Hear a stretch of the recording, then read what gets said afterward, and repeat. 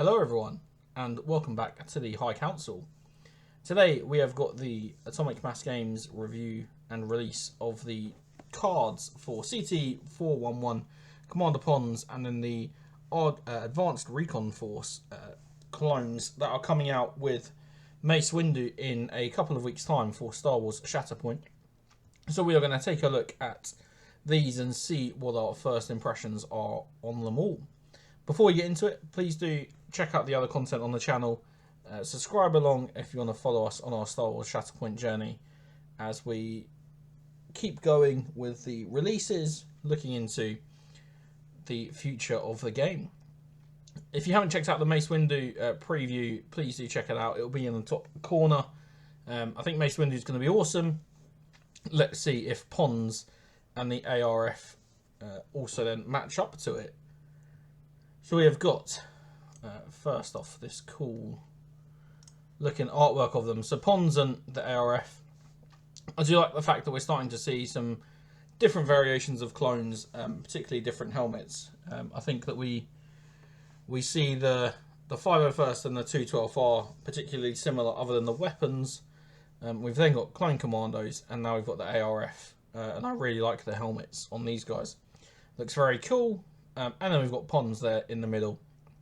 It'll be interesting to see if he comes with a head variant at all that allows him for his helmeted option, or if he is going to be a naked head instead. But the models look awesome.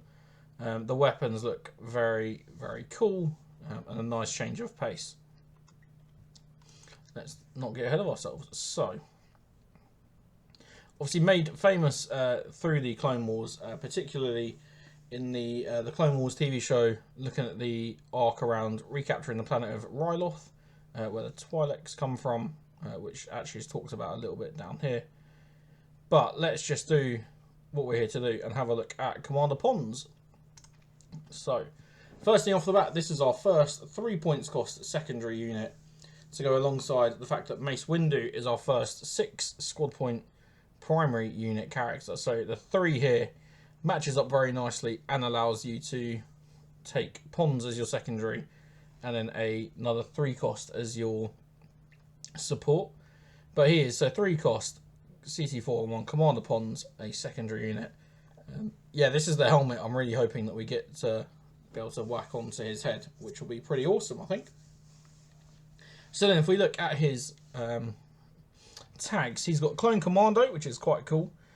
Clone Trooper, Galactic Republic, with a stamina of 7, a durability of 2. So a little bit on the lighter side in terms of a stamina of only 7. Something that is matched by, as we'll see, the ARF, as we have a look at him in a bit. So he has got, in my opinion, not great defences. So that 7 could be quite significantly, you could feel it if you put him in the wrong place and all of a sudden he gets the kicked out by someone like a Dooku, a Grievous, a Darth Vader, an Anakin Skywalker, something like that. And then he has got 1 tactics ability and then 2 reactive abilities. So first, his tactics ability charge. So at the start of this unit's activation, choose another allied Galactic Republic character. The chosen character may dash. So we've seen similar abilities on other characters and other people. Nothing too game-changing there, I think. His reactive ability is what I think what you would probably take him for. So incoming, allied clone trooper units within range 3 that have 1 or more hunker token have immunity to the exposed condition, which is, yeah, pretty awesome. I think if your clones haven't got a hunker token, you're potentially doing something wrong with them, in my opinion. And therefore, by giving them the hunker token, they are always going to have this immunity to exposed, which means they're always going to be using their expertise defensively, which you really like if your clones give you that extra bit of defense. And then lastly, his forward scout. So when deploying a squad that includes this unit, so your primary, your secondary of Pons, and then your supporting units for this squad, allied clone trooper secondary characters and allied clone trooper supporting characters may be placed within range 2 of the first place character from that squad's primary unit instead of the normal 1. So this is, I think this is going to come more to light as more missions come out, because I'm not 100% sure the huge benefit this is going to provide you right at the start, given the mobility of some of the clones anyway.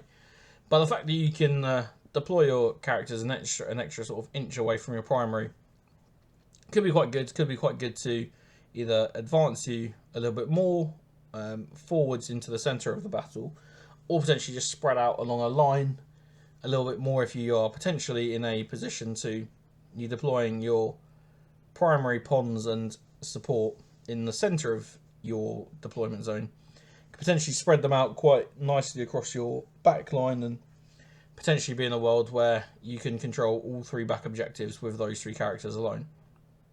So I do think it will come out a bit more as more missions are revealed to us by AMG. But from nothing, I think, screams at pawns from this. That is amazing, other than this incoming, which I do really like. But that is, I think, what you get with 3 points cost.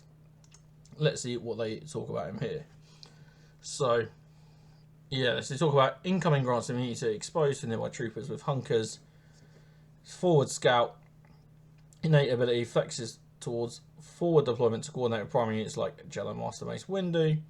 And then charge allows him to clear the way for an allied character to dash forward. And then his stance card is here. So superior recon.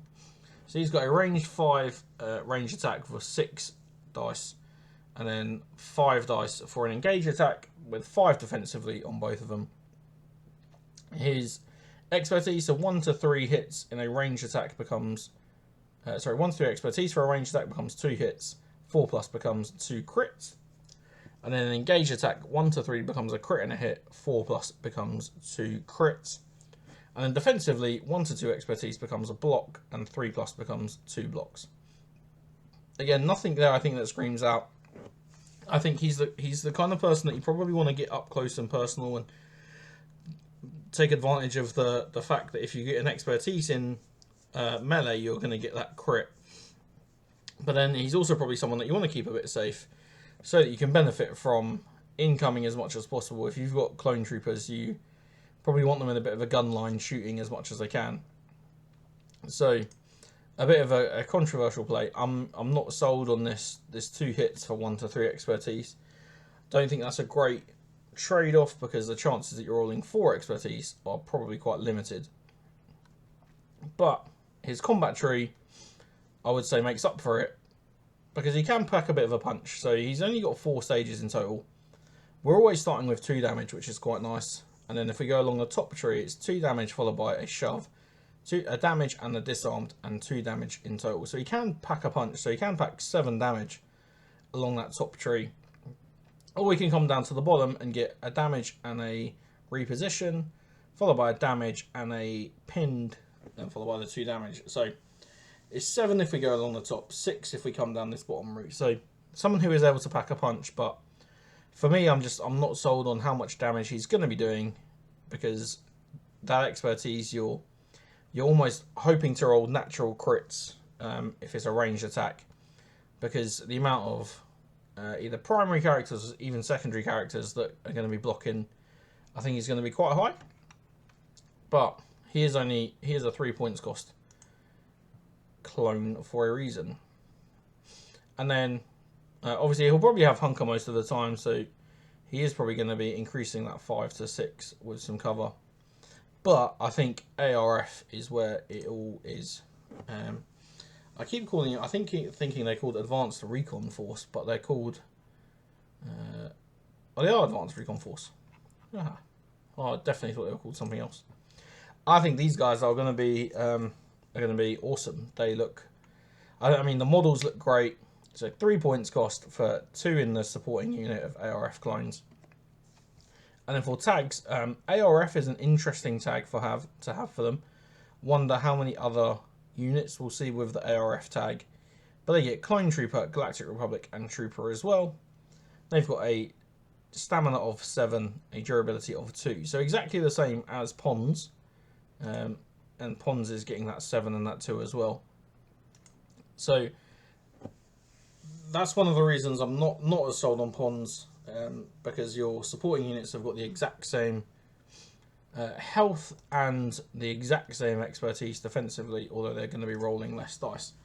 So, not as sold on Pons, but ARF look awesome because they've got one active ability, a reactive ability, and then 2 innate abilities. And I definitely called these 2 reactive, and they're definitely innate abilities. So apologies for that. But he's got the active ability, defensive maneuver, which will be exactly the same if you've played any sort of clones before. 1 force, each character in the unit may dash. If any characters dash, the unit gains a hunker token. And then their reactive ability, coordinated fire. Again, very similar if you're a clone. When another character in the Allied Galactic Republic unit makes an attack as part of a combat action before dice are rolled, this unit may use the ability. If the target is within range 5 of the target in this unit, the target unit gains the exposed condition. And if we have a look at what the other clones are going to be doing, we can see that the 501st are popping out strained from that coordinated fire. The commandos are popping out just straight up damage from coordinated fire. The 212 are giving the pinned condition from coordinated fire, and then we see the ARF then give out the exposed. So we've got exposed, pinned, straight up damage, and then the strained condition. So it'll be interesting to see if we get some more clones out that bring disarmed with them as the other condition that's left. And then we've got brothers in arms. While the unit has 1 or more hunker, characters in the unit have steadfast, so they are not getting pushed by that first shove that comes to them each turn. And then their last innate ability, their lay low. When a character in this unit rolls defense dice during a range attack, if this unit has 1 or more hunker token, add a defense dice to the roll, which is awesome because, as you'll see from their stance card, they are only rolling 4 dice defensively for a range attack. You've got the hunker token on them, that's going up to 5, which is fantastic. But if we take a look at the rest of their abilities, so they've got a ranged 5 ranged attack, 7 dice attacking, 4 dice defensively, and then 5 dice in an engaged attack, 4 dice defensively as well. Their expertise, so again, I think this is better than Pons in a ranged attack personally. 1 to 2 for 1 hit, 3 a crit in a hit, and 4 plus 2 crits. If you remember that Pons was 1 to 3 is 2 hits, so if you roll 3 with Pons, you're getting 2 hits. If you roll 3 with the ARF, you're getting a crit and a hit, and you're rolling more dice because you've got 7 dice compared to Pons is 6. In an engaged attack, their 1 expertise will become 1 hit, 2 plus becomes 2 hits, and then defensively, 1 to 2 expertise becomes a block, 3 plus becomes 2 blocks, which again is the exact same that we see on Pons here. They've also got a 4 long combat tree with the option to come down to just have a 3 length combat tree. So they're always starting with the damage and the pinned condition, followed by a damage and a shove, and then you can go damage and exposed, followed by 2 damage, or you can get to that second stage, damage and a shove, and then come down to the damage and disarmed condition as well. So 1, 2, 3, 4, 5, only a maximum of 5 potential damage, but you're also going to be putting on 2 conditions and a shove, which I think is very nice for this supporting unit. So that is the ARF and Pons for Star Wars Shatterpoint.